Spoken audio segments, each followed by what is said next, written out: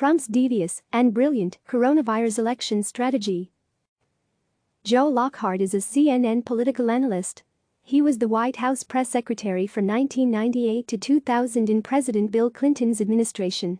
He co-hosts the podcast Words Matter. The opinions expressed in this commentary are his own. View more opinion at CNN.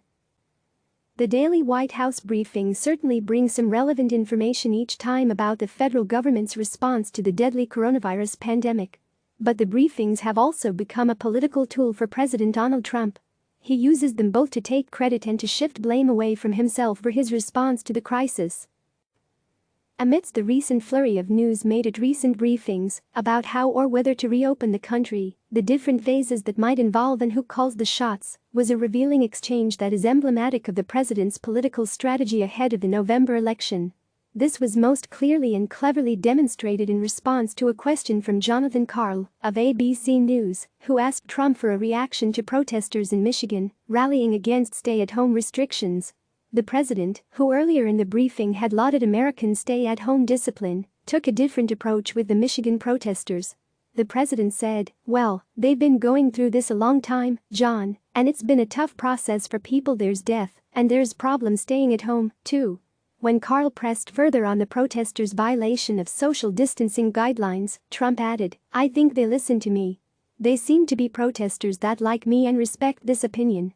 As Amber Phillips of The Washington Post observed, instead of taking the opportunity to tell the protesters to stay home, he empathized with their desire to go back to work.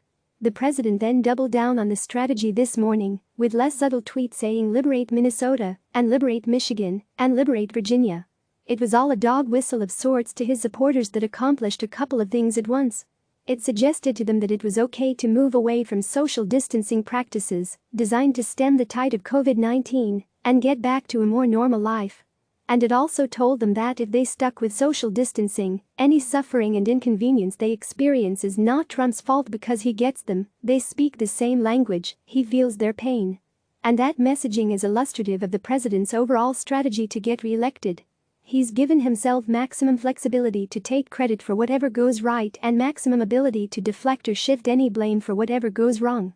The strategy is part of the dizzying turnaround from the president's position earlier in the week, when he told reporters he had absolute authority, adding, "The President of the United States calls the shots." Thursday's briefing brought a significant change in tune, with the president bestowing upon the governors wide authority, reporting that he had told them in a conference call they now call the shots. That was less a constitutional climb down and more a reflection of the president managing his political situation and strategy. The strategy is brilliant in its simplicity. The governors now take the responsibility of all public health decisions in their states, as well as when and how to reopen the economy, including schools, large gatherings, even professional sports. If they open too soon and the virus spikes in a significant way, they alone are responsible. If they open too slowly, and the economy contracts even further and unemployment continues to rise, they will also have to answer for that. After blaming almost everyone under the sun for the position we are in, and taking no responsibility himself, the president now has engineered a safer political environment where he cedes his leadership in return for being critic-in-chief. The only unknown is what he'll be campaigning against and when he'll get going on it. But it's very easy to see him entering the fall saying "We moved too quickly, we moved too slowly against my own better judgment." This approach offers a potentially potent weapon against his presumptive opponent, Joe Biden. The former vice president has been clear that reopening the country too soon is a recipe for disaster, but if, by chance, an earlier reopening in some states does not cause a reemergence of the spread of COVID-19, while at the same time other large state economies are slow to reopen, the president will hammer his opponent for causing economic hardship across the country. All of this strategy is based on the public's buying into the idea that we've done enough testing already. The truth is the country is woefully lagging, or that the additional testing needs to be done by the states, which they currently are ill-equipped to do. I have little doubt that on both of those scores, and with the help of conservative media partners like Fox News, the president will be well positioned with his base. I believe they will embrace the simple strategy of what goes right is credit to the president, and what goes wrong is not his fault. The real question is, what will the swing voters decide? These are the working-class Democrats who crossed over in 2016, and the moderate Republicans who have never been comfortable with the president's character or style of governing. They are the real battleground for the 2020 election.